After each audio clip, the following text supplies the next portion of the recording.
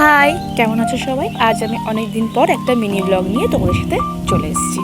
আমি শেয়ার করব আমার ছোট্ট বেবিকে নিয়ে first flight journey Delhi to Kolkata.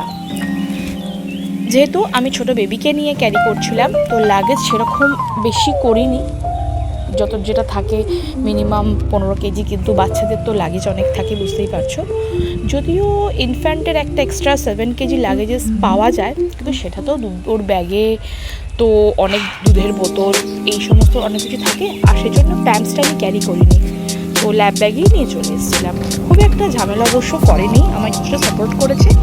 শুধু একটু মিস্টেক আমি করেছিলাম, যেহেতু আমার মাথায় ঘুরছিল ওকে টেক অফ আর ল্যান্ডিংয়ের সময় দুধ দেবো, মাঝখানে ওকে দুধ দেবো না যদি ল্যান্ডিংয়ের সময় দুধ না খায়, সেই জন্য। ফলে কী হলো, টেক অফের সময় আমি ওকে খুব অল্প পরিমাণ দুধ দিয়েছিলাম। মাঝখানে খুব খিদে পেলো, চেঁচামেচি করলো, বাস। আর যে খুব একটা সমস্যা করেছে এমন নয়, বেশ সুন্দর হাসতে খেলতে কাঁদতে আমরা এই দিল্লি টু কলকাতার জার্নিটা কমপ্লিট করেছিলাম। মাঝে মধ্যে টুকটাক অসুবিধা তো হয়, সেইগুলো তো হেল্প করবার জন্য সো মেনি স্টাফস আর প্রেজেন্ট এয়ারপোর্টে, কোনো অসুবিধা হয়নি। শুধুমাত্র যে জিনিসটা আমি বলবো, তোমরা যখন ছোটো বেবি নিয়ে ট্রাভেল করো, লাগেজটা একটু প্ল্যান করে নেবে, তাহলে কোনো অসুবিধা হবে না, বেবির লাগেজে কোনো সমস্যা না হয়।